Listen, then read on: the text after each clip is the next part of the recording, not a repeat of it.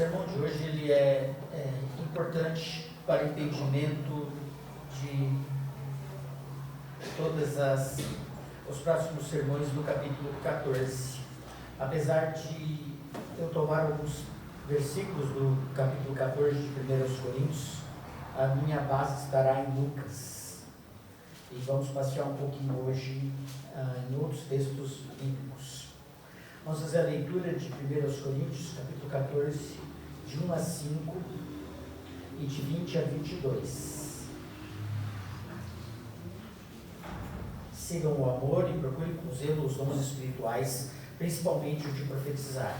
Pois quem fala em línguas não fala para pessoas, mas fala para Deus. Ninguém o entende, pois por meio do Espírito fala mistérios. Mas o que profetiza fala para pessoas, edificando, exortando e consolando. O que fala em línguas a si mesmo edifica, mas o que profetiza edifica a igreja. Eu quero que vocês todos falem em línguas, mas muito mais que profetizem. Pois quem profetiza é superior ao que fala em línguas, a não ser que as interprete para que a igreja receba edificação. Versículo 20 até 22. Irmãos, não sejam meninos do entendimento. Quanto à maldade, sim, sejam crianças. Mas quanto ao entendimento, sejam pessoas maduras. Na lei está escrito: falarei este povo por meio de homens de outras línguas e por meio de lados de outros povos, e assim me ouvirão, diz o Senhor. Portanto, as línguas constituem um sinal não para os que creem, mas para os que não creem. A profecia, no entanto, não é para os que creem, e sim para os que não creem, e sim para os que creem. Senhor Jesus, nós pedimos que tu estejas iluminando estas palavras inspiradas e outros textos que usaremos nesta noite, para que o teu povo possa ser alimentado e edificado e tenha uma visão ajustada aos modelos da igreja com relação a estes dons. É o que pedimos em nome de Jesus. Este capítulo é o capítulo que Paulo vai usar para regulamentar o uso de 2 mais 1 dom. Na verdade, 2 mais 1, porque ele vai regulamentar o uso do dom de profecia e o dom de línguas na igreja de Corinto, mais a interpretação. A interpretação está ligada sempre à fala de línguas. Então, ele vai fazer, neste capítulo inteiro, ele vai traçar as diretrizes da igreja com o uso dos dons no culto público. Então, é o direcionamento da igreja local que Paulo vai fazer. Ele inicia aqui dando já um contraste entre os dons, fazendo uma comparação entre o dom de profecias e o dom de línguas. Ele diz, olha, o dom de profecia ele é superior ao dom de línguas. E nós precisamos entender um pouquinho os objetivos de Paulo, quando ele vai tratar desses 2 dons, como ele vai tratar, e a gente precisa ter uma ampla visão do que são esses dons na Bíblia inteira. Então eu sei que é um tema extremamente polêmico, e eu preciso sedimentar neste sermão aquilo que nós vamos tratar quando formos interpretar o texto inteiro. Então este sermão vai ser um pré-requisito para os próximos sermões. Sem ele, algumas coisas que serão faladas nos próximos sermões ficarão difíceis de serem entendidas. Então esta vai ser nossa base, esse vai ser o que eu diria do isso cremos com relação a estes dons na igreja local e também na igreja presbiteriana do Brasil. Primeiro eu vou tratar um pouquinho do dom, do significado e abrangência do dom de profetizar. É também um tema polêmico hoje entre o mundo evangélico, principalmente no nosso país. Nós temos bastante diferença em relação à interpretação desse dom, mas eu preciso olhar o contexto inteiro das Escrituras Sagradas e trazer lições para nós. No Antigo Testamento, o profeta, ele era alguém diferente do profeta descrito nas páginas do Novo Testamento. Então, quando eu olho esses 2 profetas, então, o nome é o mesmo, mas o propósito, a abrangência, a autoridade dos profetas que estão descritos no Velho Testamento, elas diferem dos que nós temos no Novo Testamento. No Velho Testamento, os os profetas tinham prerrogativa de trazer voz de Deus. Quando o profeta do Antigo Testamento abria sua boca, era palavra de Deus. Tanto que a lei, para quem profetizasse fora do contexto de Deus, daquilo que Deus gostaria que fosse falado, e não se cumprisse, a pena era de morte.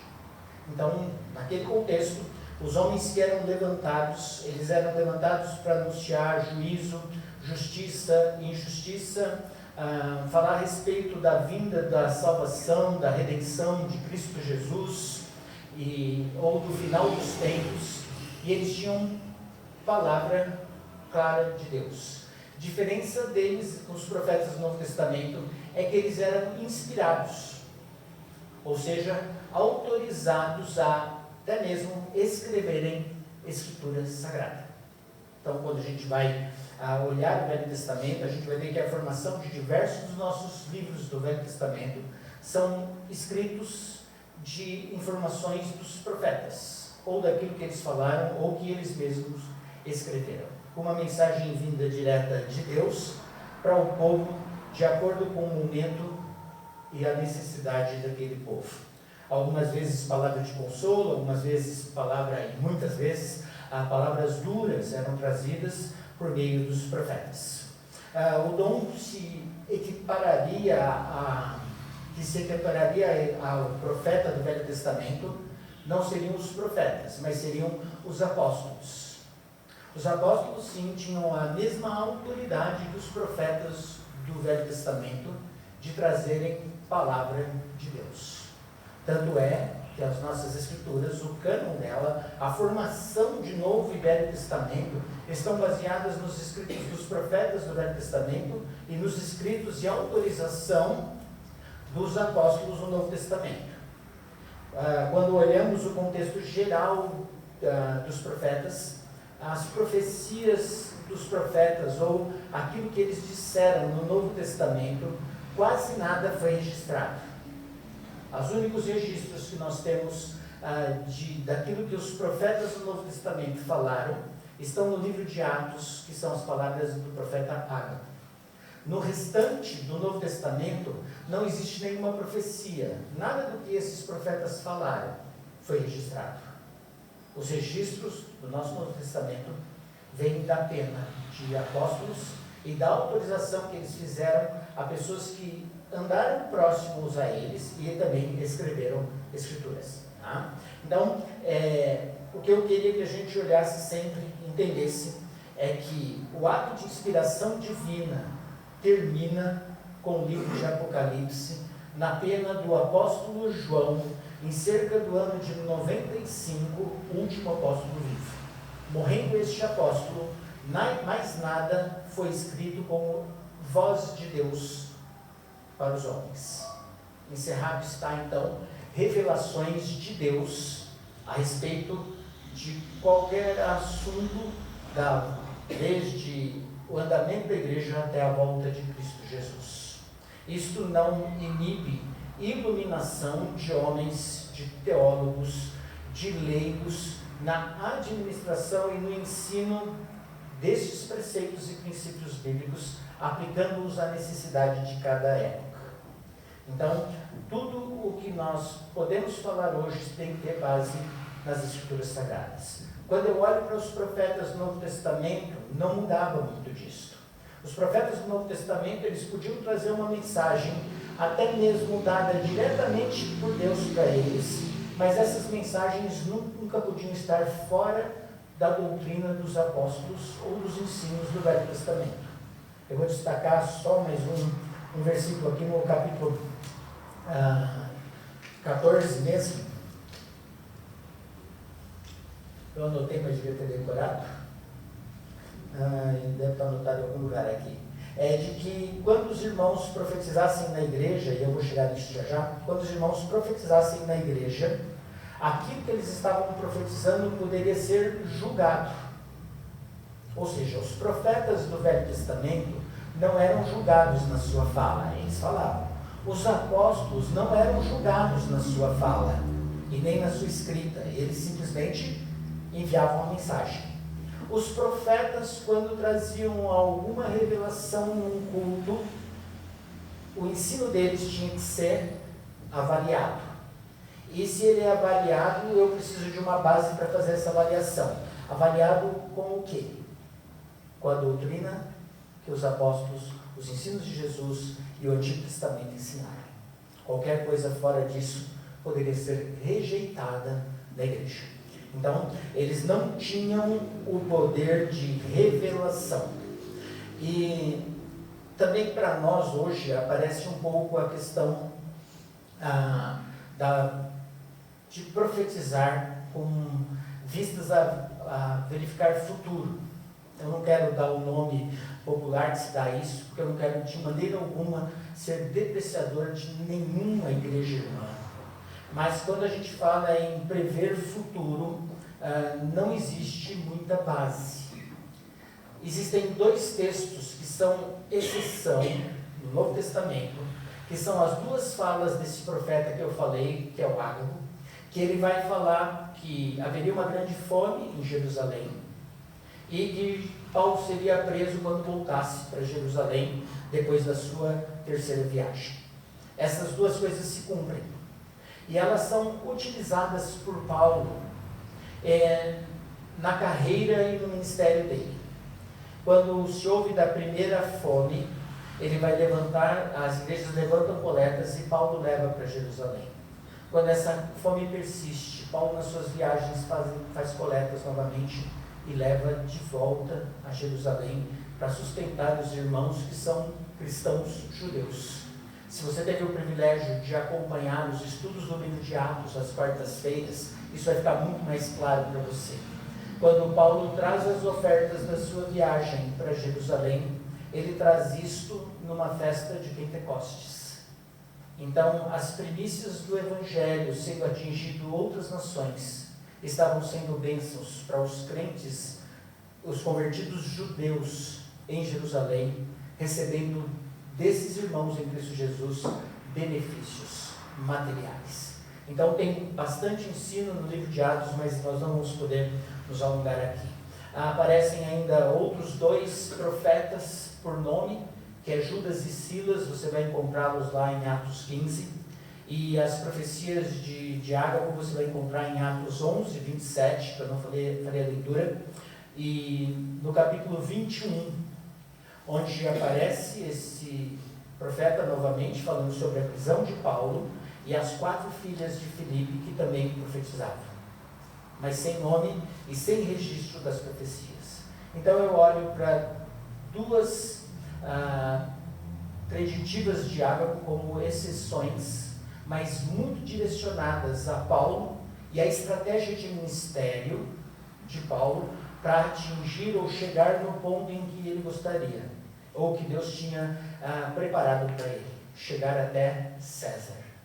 Então, quando eu olho dentro deste contexto, eu vejo que esses dois casos são exceção. E quando eu olho para o restante do Novo Testamento, eu não encontro mais, a não ser nessa regulamentação da igreja de Corinto e nas outras listas de dons, em Romanos e também em Pedro, este dom, mas sempre direcionado para aquilo que Paulo já disse aqui, que o profeta, ou aquele que profetiza, fala para pessoas, edificando, exortando e consolando. Então, Deus pode levantar profetas hoje? Eu, de maneira alguma, diria que Deus não pode fazer alguma coisa. Deus faz o que quer, quando quer, no momento que ele achar adequado. Mas muitas vezes, irmãos nossos têm servido sim de profetas, iluminados por Deus, para no momento de dificuldade, trazer uma mensagem para nós, que ela pode ser tanto de edificação, como de exortação, ou como de consolo. Então, temos que entender e absorver o que Deus tem feito. Não existe mais profeta ao modelo do Antigo Testamento, e não existe mais profeta ao modelo claro do Novo Testamento, de que ele recebia uma iluminação uma revelação direta de Deus para interpretar um texto. Eles foram muito importantes no momento da igreja em que as escrituras sagradas ainda não estavam disponíveis nas mãos dos cristãos. Então, assim, eles são importantes e foram importantes no processo, porque eles podiam trazer interpretações e tirar dúvidas e edificar a igreja de Cristo Jesus no momento em que escrituras ainda não estavam escritas, ou colocadas, ou como nós temos hoje. Eu contei em casa, por curiosidade, eu tenho 13 versões de Bíblia em casa. Eu falei, eu vou contar quantas eu tenho. Aí eu comecei a contar. Eu tenho 2 em espanhol, 2 em inglês, aí eu tenho NVI cronológica, uma outra que eu ganhei do Renan, uma que eu ganhei do Guilherme, e aí eu fui contando lá, uma que é da Dália, que era em espanhol, e aí eu fui olhando lá, falei assim, quanta Bíblia eu tenho em casa? Eu preciso ler uma só, né? Eu tenho um monte lá. Dom de línguas. E por que eu peguei os versículos 14 de 20 até 22? Nesse segundo ponto, eu quero olhar para essa citação que Paulo fez nesse contexto. Então hoje eu vou fugir do texto de Corinto. Não vou dar a resposta a algumas questões que tem aqui, não é minha preocupação hoje, mas a minha preocupação é olhar para essa passagem que Paulo faz citação de Isaías. Está ali no versículo 21, e eu achei bem interessante que ele diz assim, na lei está escrito, mas ele faz uma citação de Isaías. E a gente vai ver por que Paulo faz isso. Tá? A primeira coisa que eu gostaria que você visse é essa citação. Falarei a este povo por meio de homens de outras línguas e por meio de lábios de outros povos. E assim me ouvirão, diz o Senhor. Eu queria que a gente fosse lá em Isaías capítulo 28, de onde Paulo tirou esta citação que ele faz aqui. Isaías capítulo 28.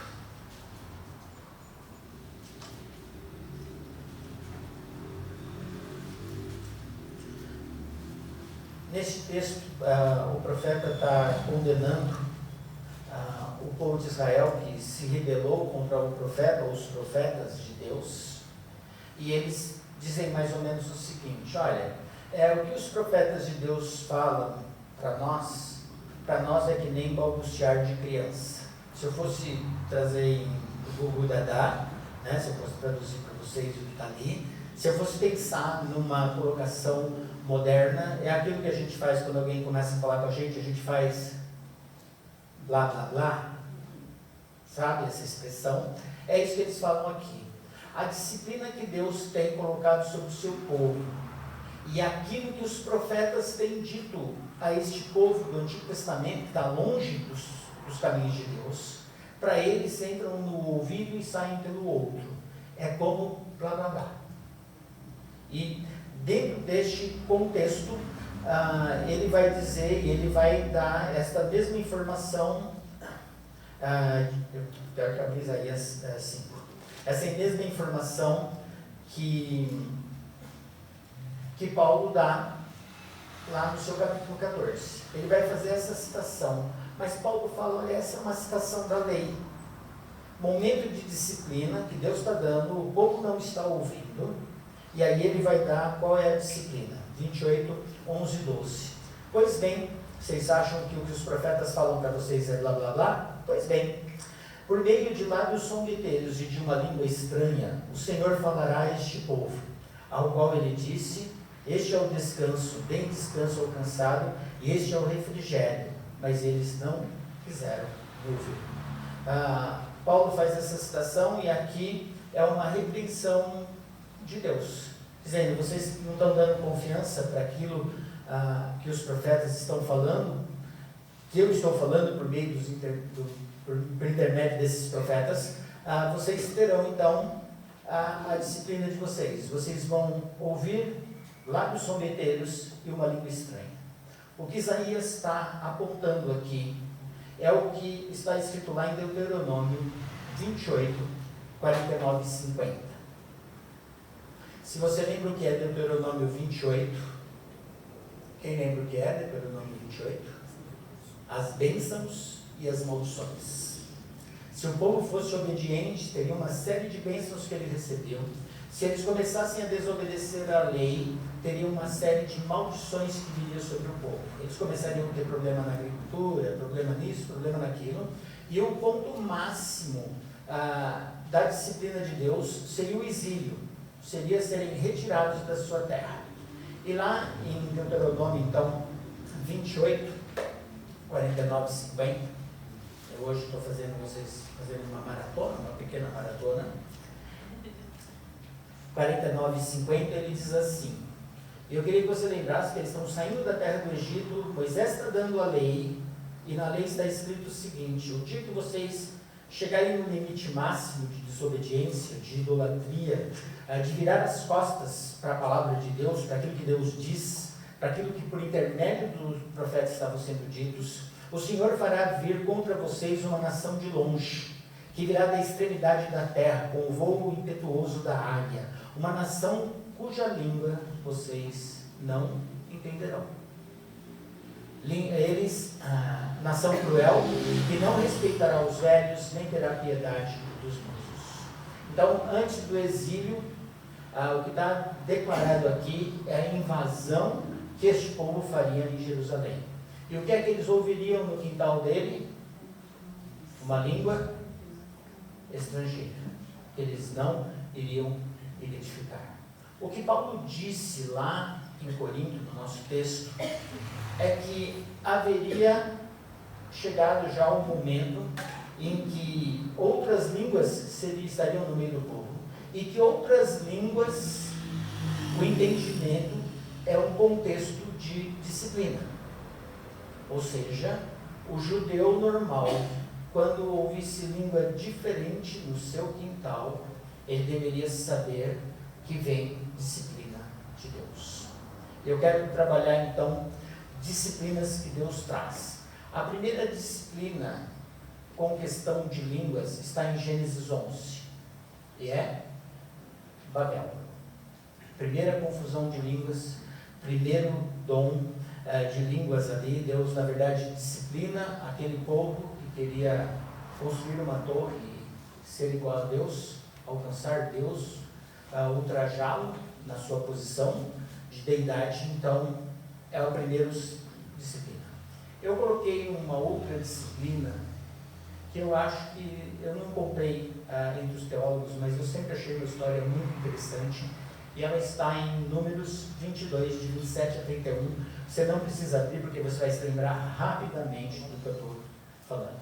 Ali, quando o profeta Balaão está querendo amaldiçoar o povo de Deus, e Deus está mandando ele não fazê-lo, chega um momento que Deus dá um pseudo dom de língua a uma jumentinha, que disse para ele: você não está percebendo, ou você é cego espiritualmente, que é impossível você ver o que vem pelo caminho? Deus precisou usar um animal com voz humana para advertir um profeta que queria andar contra aquilo que Deus gostaria. Um próximo passo, que eu acho que é um momento de disciplina, é Atos 2, a descida do Espírito Santo. Parece contraditório, porque para nós, Atos 2 é um momento de festa.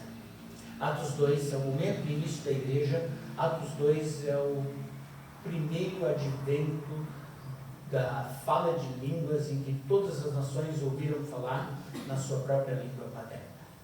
E quando a gente olha para esta festa e o significado que ela tem para a igreja, o que eu falo parece um contrassenso. E por isso eu vou usar como base o texto de Lucas, para que vocês entendam que Atos 2 é sim um momento de disciplina na perspectiva do povo judeu daquela época. Lucas, capítulo 20. Fazia tempo que eu não usava tanto texto, né? Lucas 20, a partir do versículo 9. Lucas 29 até 16 é a parábola dos lavradores maus, uma parábola conhecida, vou fazer a leitura, mas é importante a gente entender em qual contexto Jesus profere essa parábola. Essa parábola acontece entre o domingo da entrada triunfal, que é o domingo antes da crucificação, até a quarta-feira. Porque o Lucas diz que num daqueles dias da semana, Jesus vai proferir essa parábola, porque ele está sendo questionado e apertado pelos sacerdotes e pelos fariseus. Qual que era o aperto que os fariseus estavam fazendo? Eles queriam saber de onde vinha a autoridade que Cristo tinha, que Jesus, na verdade, ali para eles, Jesus tinha, para fazer o que ele estava fazendo e falar o que ele estava falando. Então, assim, de onde vem essa autoridade? Uma referência à entrada de Jesus em Jerusalém, e o seu primeiro ato foi entrar novamente no templo e fazer a purificação, tirando os cambistas da ala ou do pátio dos gentios. Então, no momento em que ele retira de lá, a pergunta é, com que autoridade? Ninguém o impediu de fazer o que ele fez. E durante a semana, por diversas vezes, ele passa tempo no templo, proferindo uma série de parábolas, dentre elas esta. E, obviamente, trazendo a irritação aos sacerdotes e aos fariseus, que tentavam a todo momento contrapor os seus ensinos ou encontrar motivo para condená-lo.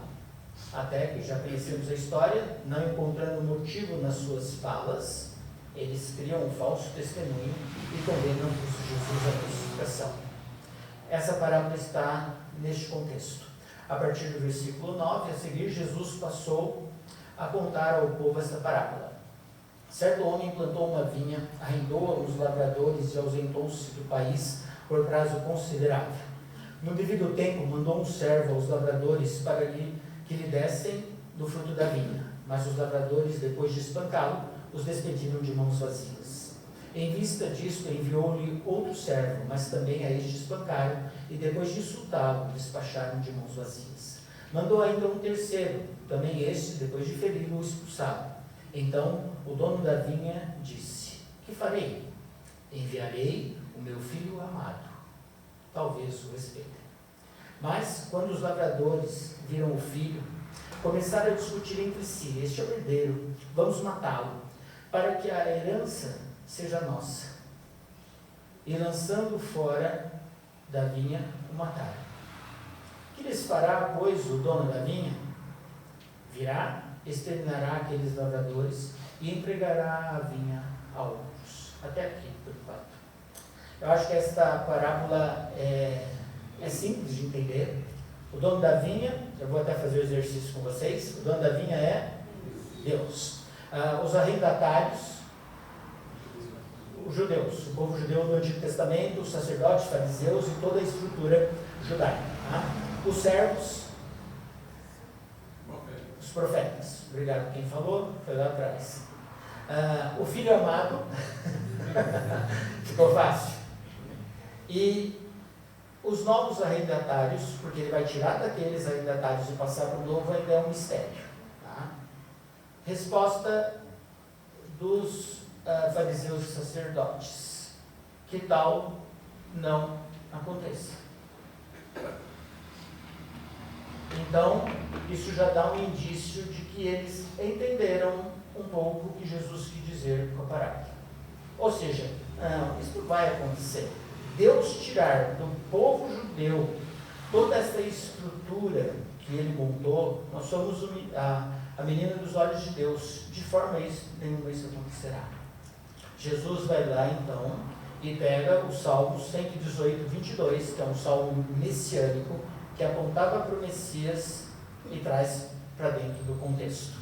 Quero dizer então que está escrito: a pedra que os construtores rejeitaram, esta vez ser a pedra angular. Todo que cair sobre esta pedra ficará em pedaços, e aquele sobre quem ela cair ficará reduzido a pó. Naquela mesma hora, os escribas e os principais sacerdotes procuravam prender Jesus, porque entenderam o que ele havia contado essa parábola com eles. Ou seja, eles entenderam que quando viesse o Messias, não que eles acreditavam que aquele que estava diante deles era o próprio Messias, mas que quando o Messias viesse, por causa da rebeldia deles, do desprezo dele em relação àquilo que Deus queria, o reino seria tirado deles e passado a outro povo. Como é que eles sabiam que era deles? Porque essa citação de Jesus, essa parábola de Jesus, ela se encontra também lá no livro de Isaías, capítulo 5. Eu não vou ler inteiro lá, Jesus faz algumas mudanças nessa parábola, mas eu quero ler só um versículo para vocês de Isaías 5. Porque é que os sacerdotes entenderiam isso? Versículo 7 do capítulo 5 de Isaías. Porque a vinha do Senhor dos Exércitos é a casa de Israel, e os homens de Judá são a planta preferida do Senhor.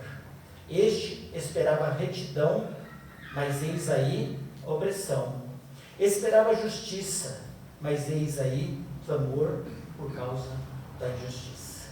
A expectativa de Deus com relação ao seu povo estava sendo contrário. O que Jesus fez foi trazer todas essas informações, e os judeus, os sacerdotes e os fariseus ficaram extremamente ofendidos com isto. Como é que João interpreta esta vinda do Messias? Eu vou fazer a leitura rapidamente em João capítulo 1, 10, 11, 12 e 13. O verbo estava no mundo, o mundo foi feito por meio dele, mas o mundo não o conheceu. Veio para o que era seu, e os seus não receberam. Mas a todos quantos o receberam, deu-lhes o poder de serem feitos filhos de Deus, a saber, os que creem no seu nome. Veio para o que era o seu, e os seus não receberam. Quem eram a quem ele veio? Os judeus. Vamos ver como é que Pedro interpreta a questão da pedra. 1 de Pedro, capítulo 2.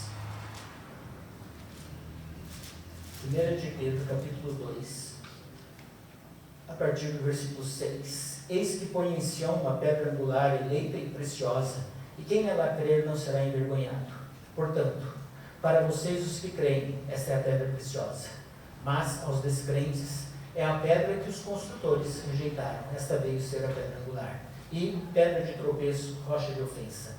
São esses os que tropeçam na palavra, sendo desobedientes para que também foram designados. Vocês, porém, falando da igreja, citando o Êxodo, mostrando que o novo povo de Deus agora é a igreja. Vós também os que creem na pedra.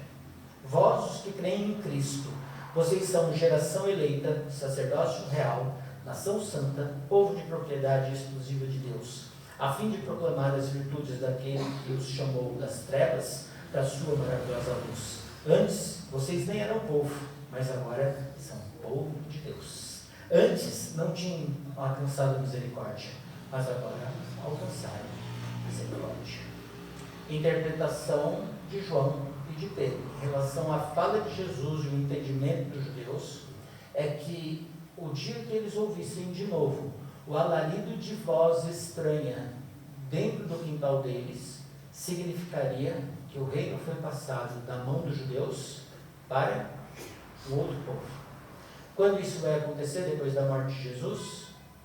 Atos capítulo 2. Do ponto de vista cristão, momento de grande alegria e de início do novo povo de Deus, da igreja de Cristo Jesus.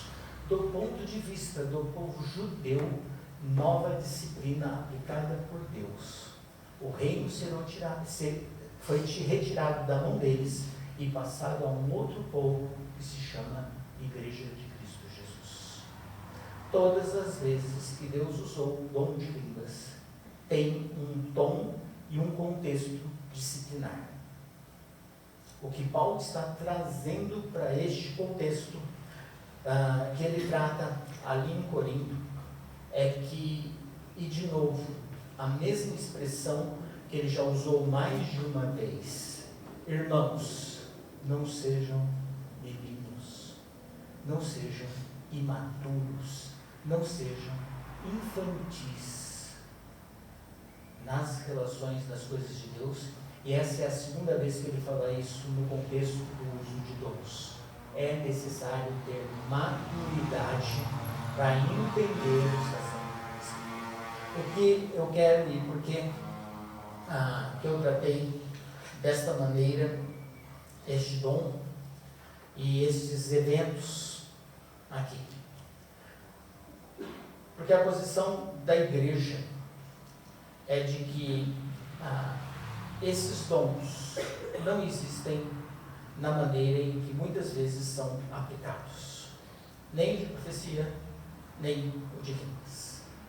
E eu alistei alguns dos motivos, porque entendo de que os idiomas ou a língua estranha tratada em todo o contexto bíblico são outros idiomas e não línguas estranhas. Porque o estranho poderia ter sido traduzido como estrangeira, menos confusão nós teríamos no meio cristão. Porém, foi traduzido como estranho. E Paulo faz a citação de língua de anjos. E todo este contexto, então, de citações, trazem confusão àquilo que temos como povo de Deus vivendo hoje. E aqui no Brasil, muito isto.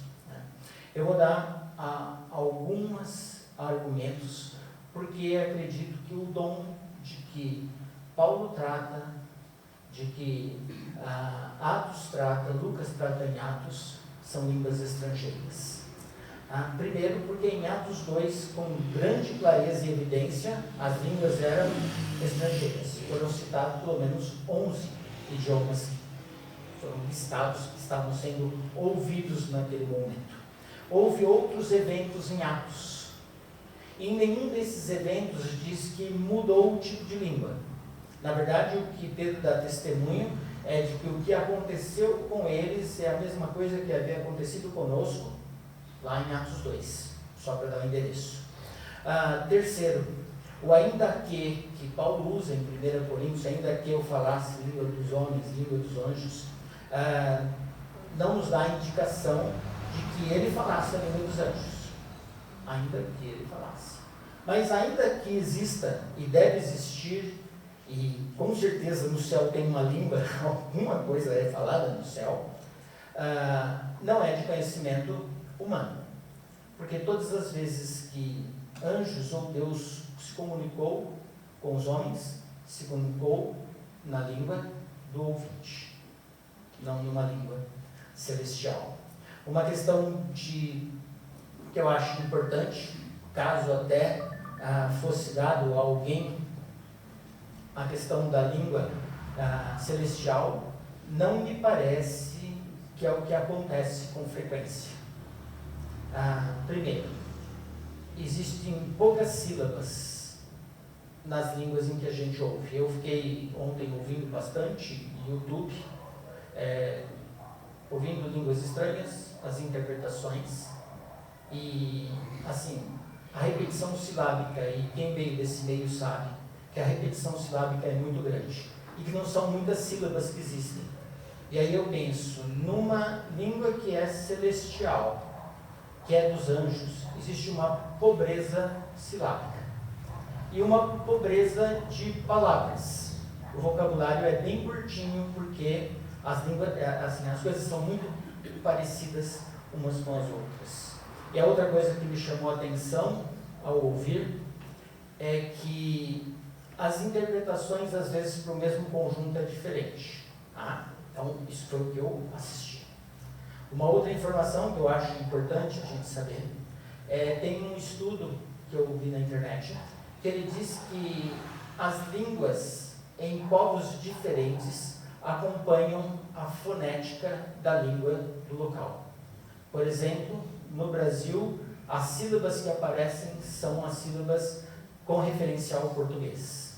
Se você for na Rússia, as igrejas que falam em línguas falam com as sílabas russas e assim por diante. Então foi feito um estudo, se a língua fosse uma língua de anjos ou celestial, ela deveria ser igual em todos os locais em que elas aparecem, e não diferentes.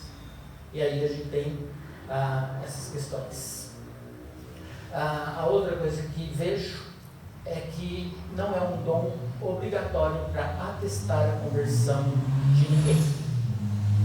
Muitas vezes isso é usado desta forma, mas ele não é um dom atestado para a conversão de ninguém. Paulo não falou em línguas, Lídia não falou em línguas, igrejas fundadas no Novo Testamento não mostraram esta manifestação, alguns grupos mostraram, outros não, dentro do propósito que Deus tinha para esta manifestação de dons. Não há relato no livro de Atos de que todos os convertidos falaram ou de que todas as igrejas falaram. Então, eu fico com pouca informação para traçar uma doutrina. Na carta de 1 aos Coríntios, não tem nenhuma indicação de que a língua como idioma, a língua estranha como idioma de Atos, foi mudada no percurso. Então, assim, se tivesse sido mudado de língua estrangeira para língua estranha, alguma anotação Paulo deveria ter feito em relação a isso. Porque o próprio texto diz que nosso Deus não é um Deus de confusão. E por último, que eu falei, é que o contexto de língua sempre traz, a língua estranha sempre traz um contexto de disciplina. Nossa posição, então, como igreja, é de que Deus pode usar, porque eu nunca limitaria Deus naquilo que Ele pode usar, mas que Ele poderia usar língua estranha, e sempre no sentido de língua estrangeira. O que a gente acaba vendo na história é que isso também não é o uso habitual de Deus. O maior propósito de Deus é que todas as nações sejam alcançadas.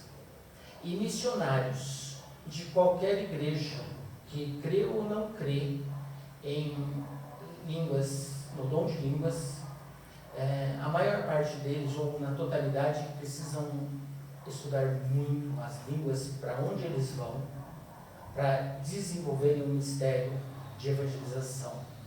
E Deus tem nas suas mãos um dom que poderia resolver de maneira fácil e simples esse problema.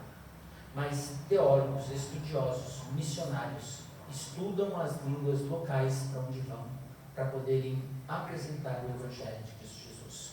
Teria melhor ambiente para Deus utilizar o dom? Não. E aí a gente olha a desnecessidade dentro da igreja e a necessidade no campo missionário, entendendo que, em muitas vezes, Deus até possa fazê-lo sem que nós saibamos.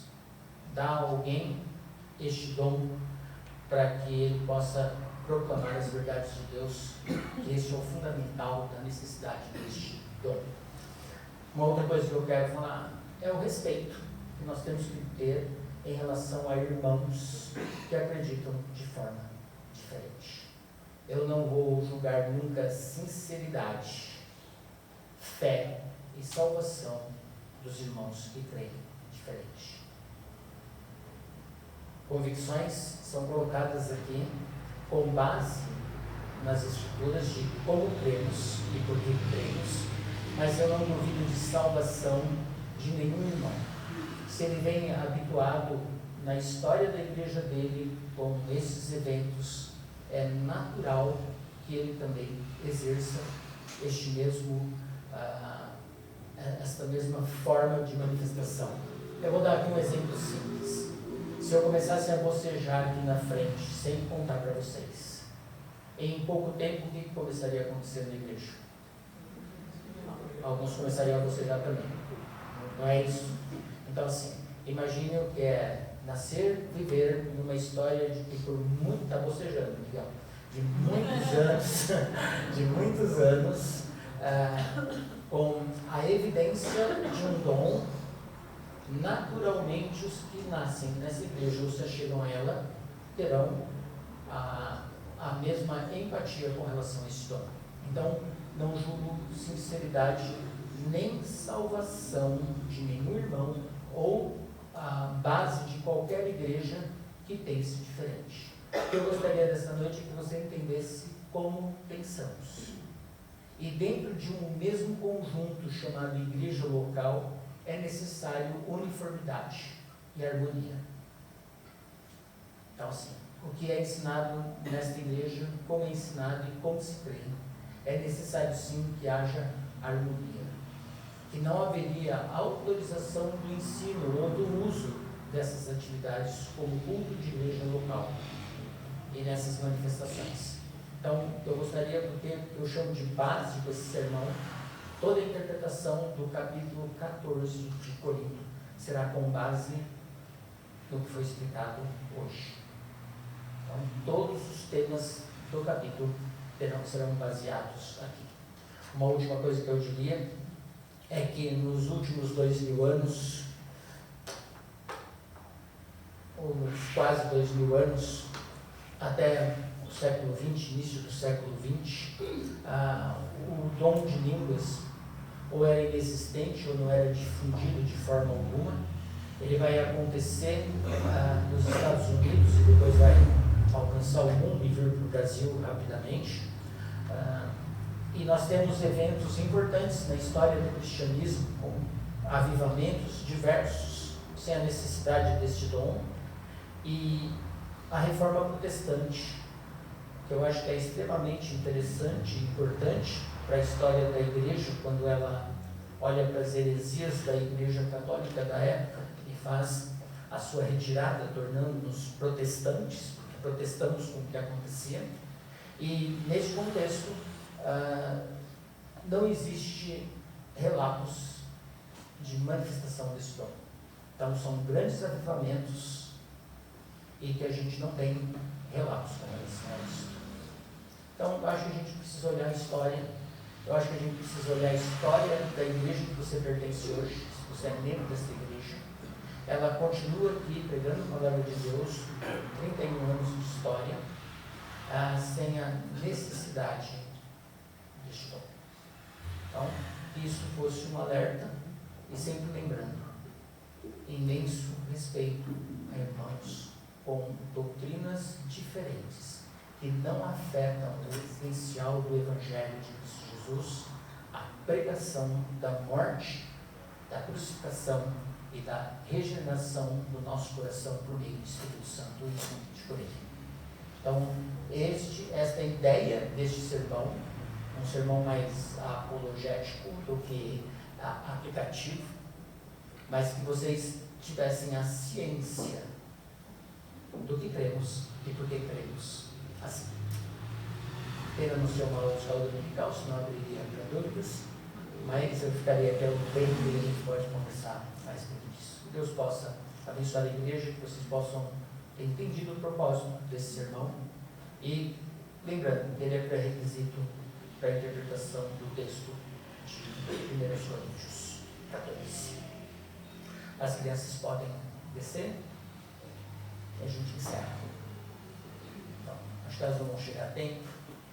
Vamos nos colocar em pé. Orar. E encerrarmos o culto. Senhor nosso Deus, uma vez mais nós te agradecemos esses momentos.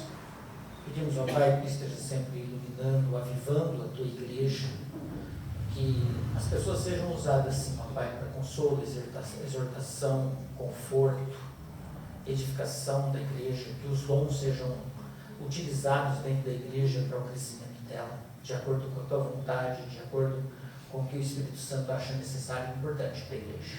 Senhor, colocamos e procuramos colocar-nos à disposição para que tu use, ó Pai, nos use os irmãos da igreja com seus dons, talentos, para que se coloquem em posição de servir na igreja e serem bênção.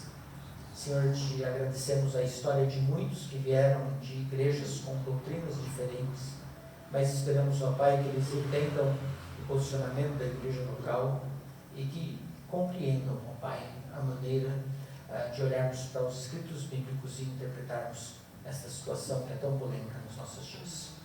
Ó Pai, que sejamos sempre maduros nas atitudes, no comportamento das coisas referentes ao teu reino. É isso que nós pedimos e agradecemos em nome de Jesus. Aos outros que não eram esse povo de Deus, e agora eu sou esse povo de Deus. Aos outros que não tinhas alcançado a misericórdia, e agora alcançaste a misericórdia.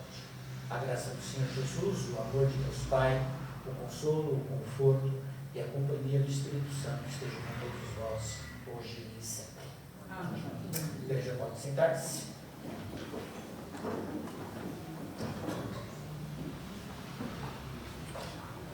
Meu primeiro aviso hoje é em relação à IBF 2024, dia